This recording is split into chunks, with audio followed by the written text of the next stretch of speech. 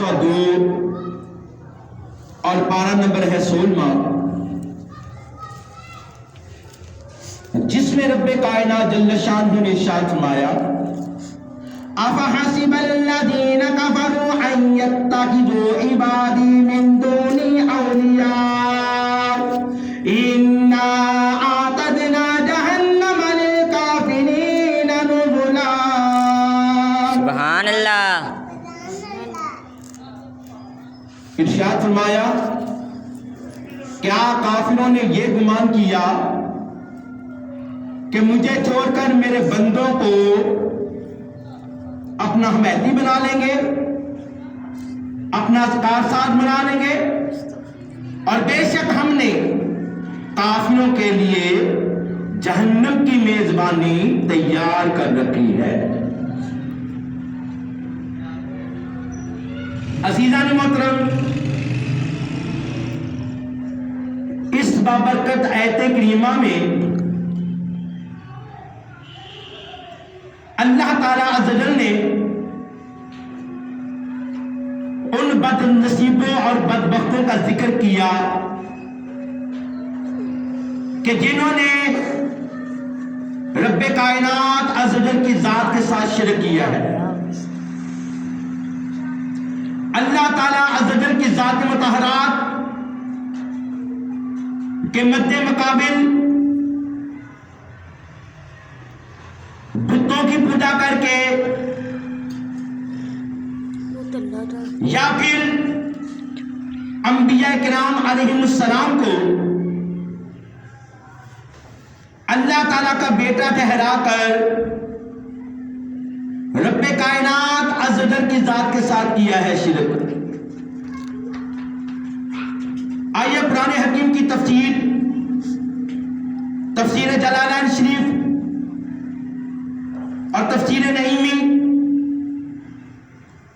اور تفسیر ضیاء القرآن اور تفسیر خزائن العرفان کے حوالے سے کچھ عرض کرتا چلوں۔ وہ کون لوگ ہیں کہ جو کفر کرتے ہیں اللہ تعالیٰ کی ذات کو چھوڑ کر اللہ تعالیٰ عز و جل کے بندوں کو رب کائنات کا اپنا حمایتی بنا کر اللہ تعالیٰ کی مد مقابل؟ تو اس کے متعلق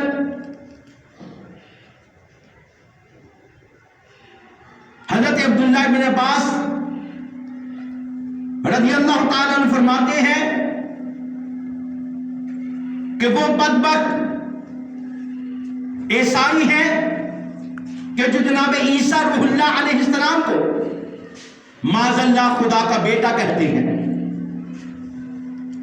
اور وہ یہودی کہ جو جناب عزیر علیہ السلام کو اللہ تعالیٰ کا بیٹا کہتے ہیں۔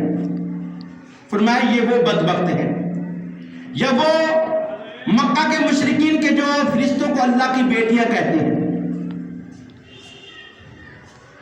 تو یہ وہ بدبخت لوگ ہیں کہ جن کا اللہ نے یہاں پر ذکر کیا۔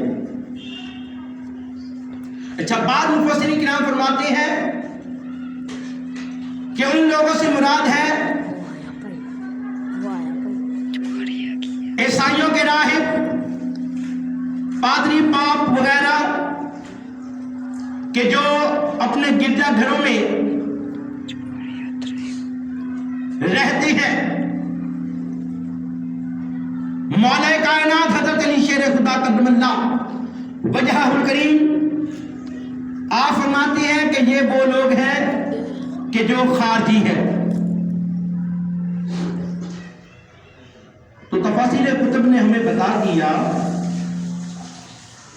کہ جو اللہ تعالیٰ کی ذات کو چھوڑ کر اللہ کے بندوں کو اپنا حمایتی بناتے ہیں تو وہ ایمان والے نہیں ہیں، وہ ایمان والے نہیں ہیں، مسلمان ہیں نہیں ہیں، وہ مسلمان نہیں ہیں، وہ کافر لوگ ہیں، وہ مشرکین ہیں، وہ یہود و نصارہ ہیں، وہ خارجی ہیں کہ جو اللہ تعالیٰ در کی ذات کو چھوڑ کر اللہ تعالیٰ در کے بندوں کو اپنا حمایتی سمجھتے ہیں۔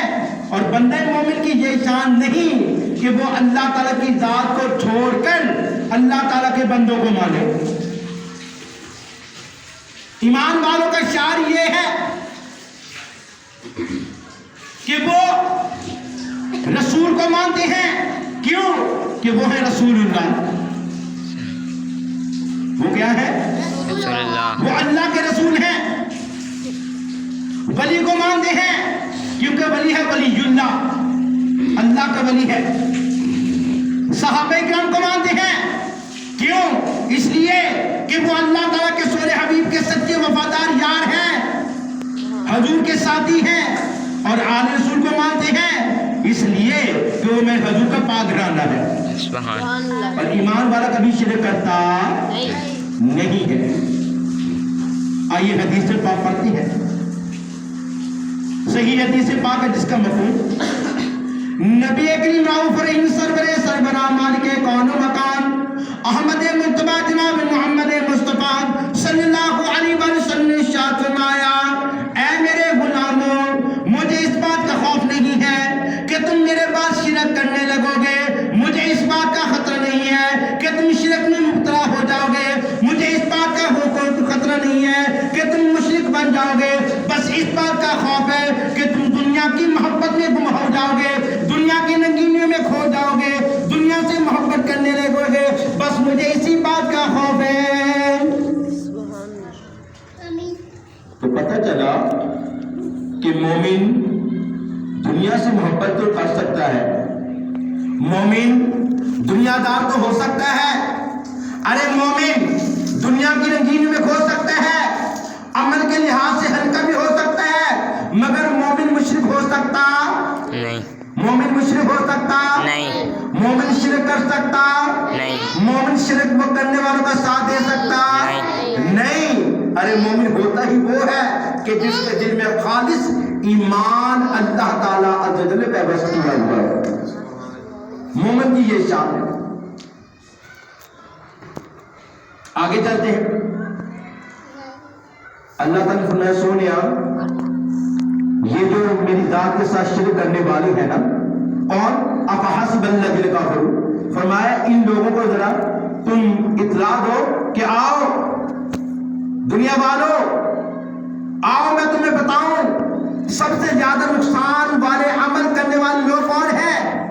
اللہ کا قرآن کہتا ہے قُلْ هَلْ نُنَبِّئُكُمْ بِالْأَخْسَرِينَ أَعْمَالًا. سبحان اللہ. اور اپنے فرمایا سونے ان کو بتا دو لوگوں کو کہ آؤ میں تمہیں بتاؤں کہ اعمال کرنے کے لحاظ سے گھاٹے میں کون رہ گئے. کون رہ گئے؟ الذین ضل سعیہم فی الحیاۃ الدنیا ویحسبون انہم یحسنون صنعا. یہ وہ لوگ ہیں بدبخت، یہ وہ بد نصیب لوگ ہیں گستاخ مشرک کہ اپنے لحاظ سے بڑے بڑے عمل کرتے رہے اور اپنے ذات میں سمجھتے رہے کہ ہم نے بہت نیک عمل کر لیے، مگر ان کے سارے عمل برباد ہو گئے. حدیث پاک میں بھی آتا ہے جس کا مفہوم کہ بعض لوگ اللہ کی بارگاہ میں حاضر ہوں گے یہ گمان کرتے ہوئے کہ ہمارے عمل، ہماری نیکیاں، ہمارے صدقہ خیرات، ہمارا ذکر و اذکار کرنا یہ مکہ کے پہاڑوں سے بھی زیادہ بلند و بالا ہے، مگر جب رب کی بارگاہ میں حاضر ہوں گے تو ان کا کوئی بھی عمل قبول ہوگا نہیں. کوئی عمل قبول ہوگا نہیں. کیونکہ عمل کا تعلق ہے اللہ کی ذات کے ساتھ، عمل کا تعلق ہے محبت مصطفیٰ کے ساتھ. تو یہ تو بد نصیب حضور کی محبت سے بھی ان کے سینے خالی ہے اور ان کے دل اللہ تعالیٰ در کی الوہیت کے اقرار سے بھی خالی ہے. تو یہ وہ بد نصیب لوگ ہیں، یہ وہ گمراہ لوگ ہیں. اچھا یہاں پر بعض لوگوں کو یہ وہم ہو گیا، بعض لوگوں کو مغالطہ لگ گیا، وہ کہنے لگے کہ اللہ تعالیٰ نے جن لوگوں کا یہاں پر ذکر کیا نا ان سے مسلمان مراد ہے یا معاذ اللہ اولیاء اللہ مراد ہے. وہ اس مغالطے میں آ گئے.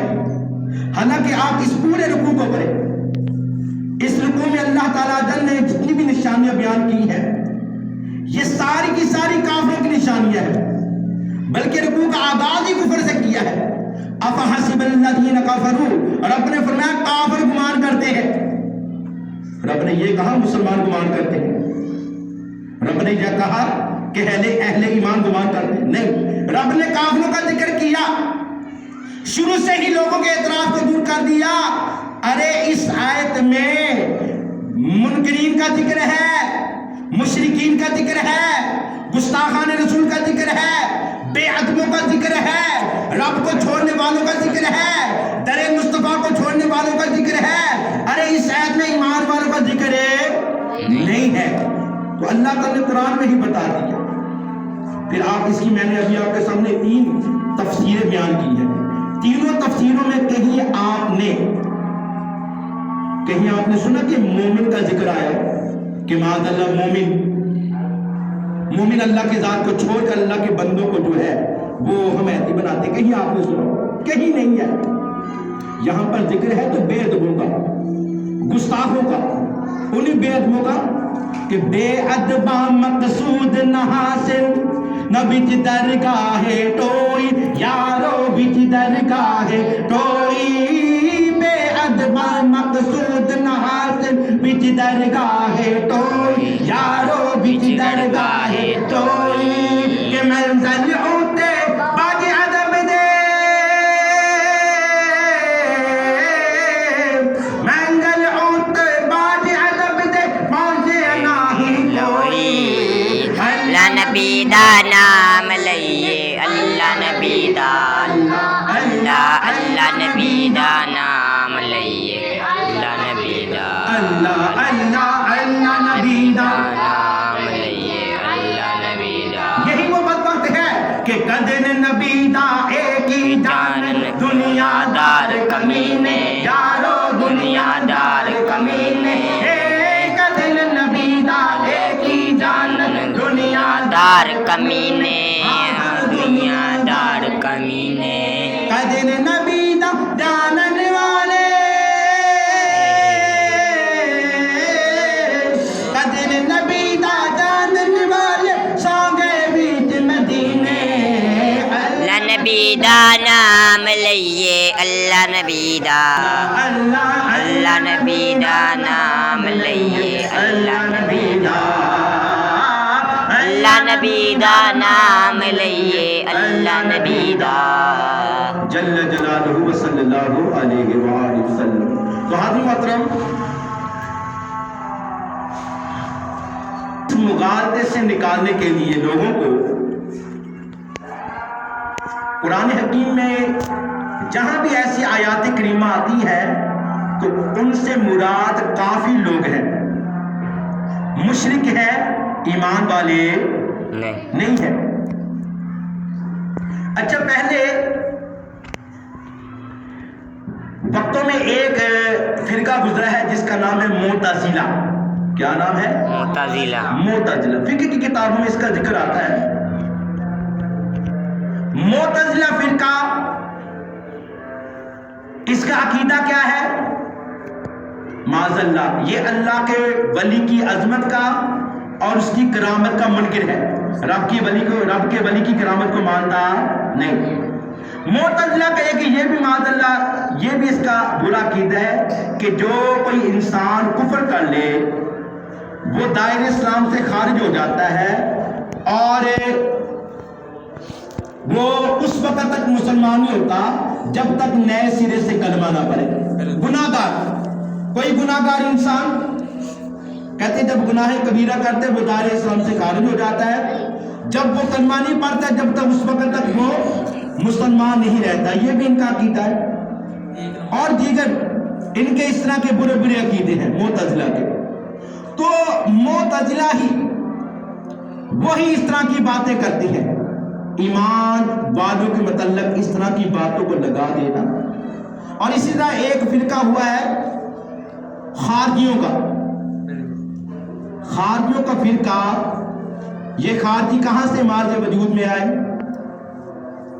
تفسیر خزائن العرفان میں بھی ہے اور صحیح بخاری شریف میں یہ حدیث پاک ہے جس کا خلاصہ آمنہ کے لال عبداللہ کے در یتیم نبیوں کے سردار نبی مختار, نہیں سمجھ لگی؟ سبحان اللہ. احمد مصطفیٰ, جناب محمد مصطفیٰ صلی اللہ علیہ وآلہ وسلم آپ کا دریائے رحمت جوش میں آ گیا، مال غنیمت آیا ہوا تھا، تو حضور علیہ السلام آپ جود و سخاوت کا اظہار فرما رہے ہیں، صحابہ اکرام کو مال اور نواز سے نواز رہے ہیں اور محبت کے ساتھ نواز رہے ہیں۔ آپ کے جود و سخاوت کو دیکھ کر میرے سید اعلیٰ حضرت الشاہ امام احمد رضا خان بریلوی عاشقوں کے امام کا قلم وجد میں آ گیا، تو وہ کیا فرماتے ہیں؟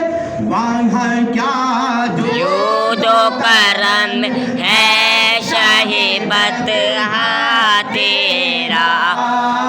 وہاں کیا جود و کرم ہے تیرا، راہی نہیں مانگنے والا تیرا، نہیں سلطا ہی نہیں مانگنے والا تیرا، وہاں کیا جود و کرم ہے شہیبت تیرا۔ تو یہ تو عاشق نے کہا نا۔ ایک بے ادب بھی بولا، نام جس کا تھا ذوالخویسرہ، تمیمی، بدبخت، گستاخ، نبی پاک صلی اللہ علیہ وسلم کے جود و سخاوت کو دیکھ کر جل گیا، سڑ گیا، اور گستاخی اس کی زبان پر آ گئی، کہنے لگا اتق اللہ یا محمد صلی اللہ علیہ وسلم، اے دل استغفر اللہ، کہنے لگا اے محمد رب سے ڈرو، استغفر اللہ، اور انصاف کرو۔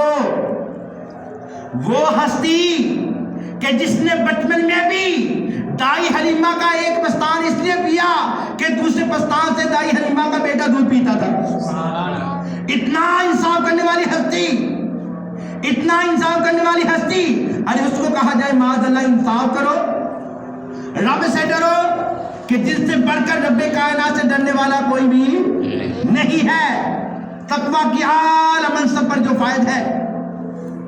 ذوالخویسرہ بدبخت نے جب یہ کہا نا تو حضور علیہ السلام آپ جلال میں آ گئے، چہرہ آپ کا سرخ ہو گیا، بس یوں اس کی طرف دیکھا اور فرمایا کہ تم میرے بعد مجھ سے بڑھ کر انصاف کرنے والا نہیں پاؤ گے، مجھ سے بڑھ کر رب کائنات سے ڈرنے والا نہیں پاؤ گے۔ عمر فاروق رضی اللہ تعالیٰ عنہ آپ نے جب اس بدبخت کو دیکھا تلوار نکالنے لگے، حضور اجازت دے میں اس کا سر قلم کر دوں، کیونکہ حضور سیدنا عمر فاروق رضی اللہ تعالیٰ عنہ گستاخان رسول کے لیے رب کائنات کی ننگی تلوار ہے۔ سبحان اللہ، سبحان اللہ، حضور اجازت دے۔ اب غیب جاننے والے آقا، غیب جاننے والے نبی صلی اللہ علیہ وسلم کی زبان اقدس سے نکل، عمر اس کو چھوڑ دو، یہ اکیلا نہیں، اس کے ساتھ اس کی پوری پلٹن ہے، پورا اس کا گروپ ہے، اور یہ قیامت تک نکلتے رہیں گے۔ اور بعد میں حضور علیہ السلام نے ان کی نشانیاں بتائیں، فرمایا یہ سر منڈوائیں گے، یہ بھیڑیوں کی طرح ہوں گے، اپنی سلوار کو اونچا کر کے رکھیں گے، قرآن پاک کی تلاوت کریں گے، اور تم کہو گے کہ ان سے بڑھ کر قرآن پاک کی تلاوت کرنے والا کوئی نہیں، یہ لمبی لمبی نمازیں پڑھیں گے، تم ان کے سامنے اپنی نمازوں کو حقیر جانو گے، مگر سن لو ان کا عمل ان کے حلق سے اوپر اوپر رہے گا، حلق سے نیچے اترے گا نہیں۔ فرمایا کہ اگر میں ان کو اپنی حیات ظاہری میں پاؤں تو میں قوم عاد کی طرح قتل کر ڈالوں۔ اور اس لیے مفسرین کرام فرماتی ہے کہ یہ ذوالخویسرہ یہ خارجیوں کی اصل ہے، یہ خارجیوں کی اصل ہے، یہ وہی بدبخت ہے کہ جو بار بار پر مسلمانوں کو مشرک کہنے والے، یہ وہی بدبخت ہیں کہ جنہوں نے مولا کائنات کو جنگ صفین کے بعد انہوں نے آپ کو معاذ اللہ کہا کہ وہ دائرہ اسلام سے خارج ہو گئے، جنہوں نے امین معاویہ رضی اللہ تعالیٰ کو کہا کہ وہ دائرہ اسلام سے خارج ہو گئے، یہ ایسی بدبخت ہیں، یہ ایسی بے ادب لوگ ہیں۔ تو اس لیے مومنوں کو بے ادب کہنا، مشرک کہنا، کافر کہنا، یا مومنوں کافروں والی آیتیں اٹھا کر یہ ایمان والوں پر چسپا کرنا، تو یہ کن کی علامت ہے؟ حضرت عبداللہ بن عمر رضی اللہ تعالیٰ عنہ آپ فرماتے ہیں بخاری شریف کی شرح میں، فرمایا دنیا کے بدترین بدبخت لوگ وہ ہیں کہ جو انبیاء کرام جو بتوں والی آیتیں، جو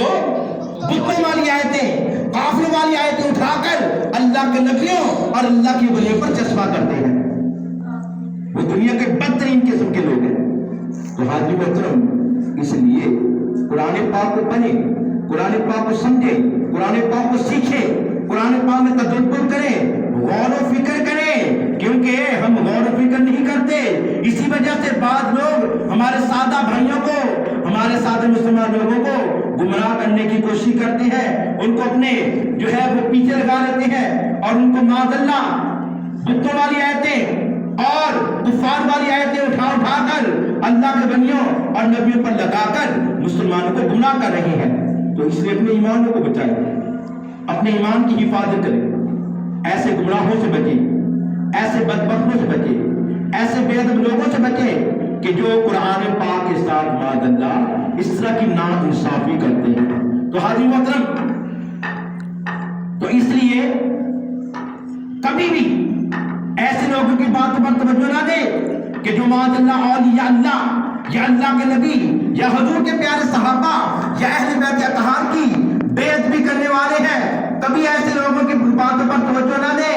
جب بھی توجہ کریں تو اپنے چہرے کو گنبد خضرا کی طرف موڑ لیا کریں۔ سبحان اللہ، میرے حضور کے طریقے کی طرف چہرے کو موڑے، حضور کی ذات پر درود و سلام پڑھے، مولا کائنات کے مزار کی طرف، صدیق اکبر، عمر فاروق، عثمان غنی، حضور کے یاروں کی طرف توجہ کر لے، ان کی سنت کو دیکھے کہ جب بھی انہوں نے ذکر کیا ہے سونے کی محبت کا ذکر کیا ہے، حضور کے عشق کا ذکر کیا ہے، حضور نے سب سے چاہت کا ذکر کیا ہے۔ کبھی انہوں نے مومنوں کو کافر بنایا نہیں، مومنوں کو مشرک کہا نہیں، انہوں نے کبھی بھی ایمان والوں کے درمیان رخنہ اندازی نہیں ڈالی۔ جب بھی انہوں نے کام کیا ہے تو مسلمانوں کو آپس میں جوڑنے کا کام کیا ہے۔ سبحان اللہ۔ آج بعض گمراہ لوگ یہود و نصارہ کے ہتھ کنڈے بن کر، غیر مسلموں کے ہتھ کنڈے بن کر وہ ظاہری طور پر اسلام کا لبادہ اوڑے ہوئے ہیں، مگر وہ اسلام کا نام لیتے ہیں، اندر سے کام غیروں کا کر رہے ہیں۔ وہ یہود و نصارہ کو راضی کر رہے ہیں، وہ غیر مسلموں کو راضی کر رہے ہیں، وہ شیطان کو راضی کر رہے ہیں، رب کو راضی کرتے نہیں۔ ارے رب کو راضی کرنا ہے تو پھر درے مصطفیٰ پر حاضری دینی ہوگی، پھر زبان پر درود و سلام کے گجرے سجانے ہوں گے، میرے آقا علیہ السلام پر درود و سلام پڑھنا ہوگا۔ والسلام علیکہ یا رسول اللہ، الصلاۃ والسلام علیکہ یا حبیب اللہ، الصلاۃ والسلام علیکہ یا حبیب اللہ، الصلاۃ والسلام علیکہ یا اللہ۔ جب تلک یہ چاند تارے دل ملاتے جائیں گے، تب تلک ملاتے جائیں گے، الصلاۃ والسلام علیکہ یا رسول اللہ، الصلاۃ والسلام علیکہ یا حبیب اللہ، الصلاۃ والسلام علیکہ یا حبیب اللہ، الصلاۃ والسلام علیکہ یا حبیب اللہ صلی اللہ علیہ وآلہ وسلم۔ حاضرین محترم، حضور علیہ السلام کے سچے غلام بنے،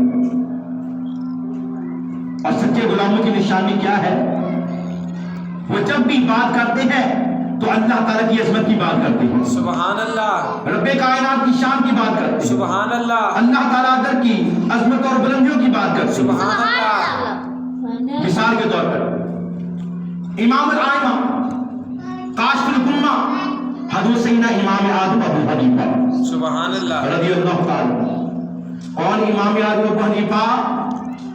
جن کو رب کائنات نے خواب میں 100 مرتبہ اپنا دیدار کروایا، سبحان اللہ، کتنی مرتبہ دیدار کروایا؟ 100 دفعہ، 100 مرتبہ خواب میں دیدار کروایا۔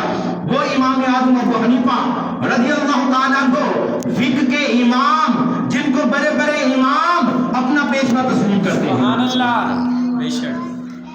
آپ کا دور حضرت تھا، خلیفہ وقت کے سامنے ایک دہریہ آ گیا، عظمت خدا کی بات ہو رہی ہے کہ مومن وہ ہوتا ہے کہ جو تفریحی ڈالتا، جب بھی بات کرتا ہے عظمت خدا کی بات کرتا سبحان ہے، اللہ، شان خدا کی بات کرتا ہے۔ سبحان اللہ، دہریہ آ گیا، خلیفہ سے آ کر کہنے لگا، جب کہ بڑے بڑے علماء موجود تھے، کہنے لگا خلیفہ میں نے چند سوال کرنے ہیں۔ تو ان سوالوں کا جواب دو، ہے کوئی ایسا بنا نہیں؟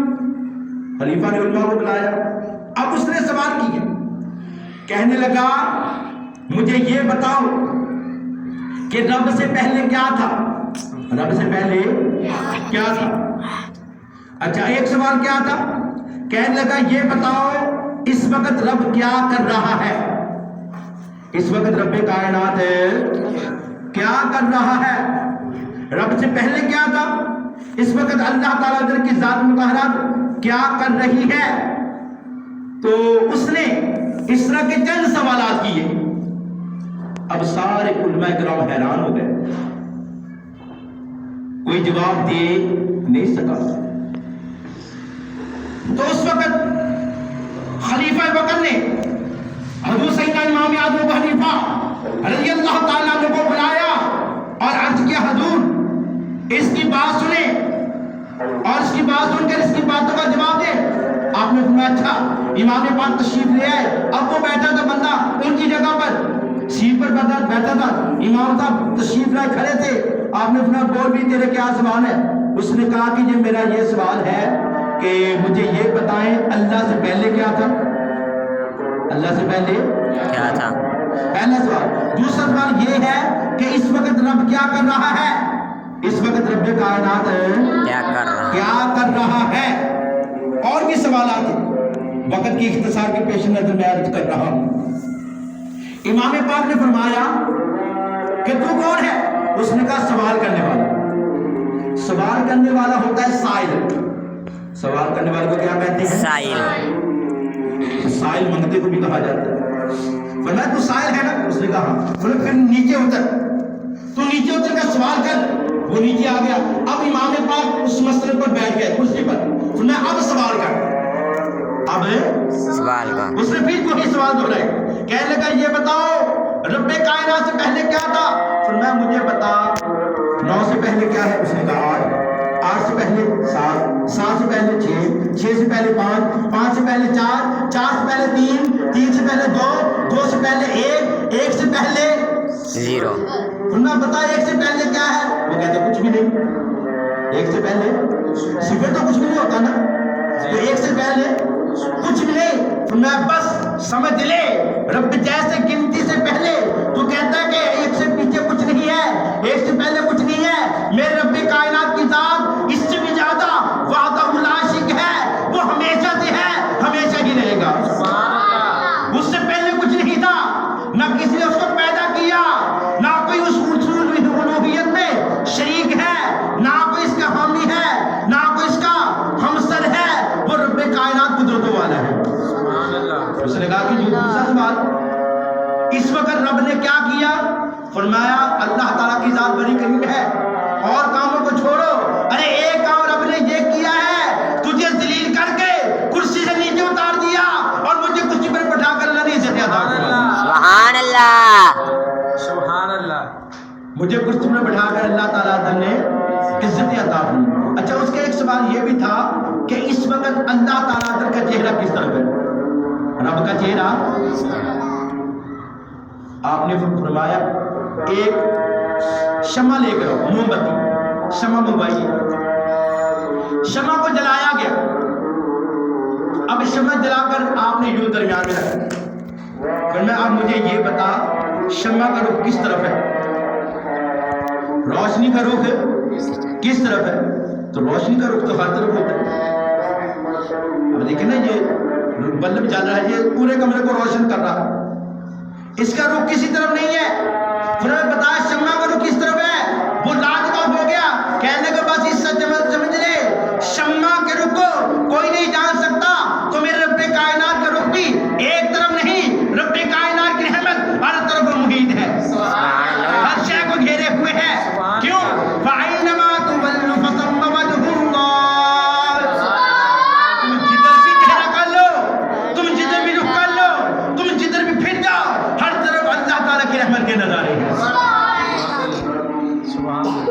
تو یہ ایمان والوں نے ہمیشہ رب کائنات کی قدرت کا ذکر کیا ہے، رب کی شان کا ذکر کیا ہے، کبھی اللہ تعالیٰ کی شان میں نقص نکالنے کی کوشش نہیں کی، کیونکہ وہ ہے ہی نقصوں سے پاک۔ سبحان اللہ، اللہ تعالیٰ ہر عیب سے پاک ہے۔ سبحان اللہ۔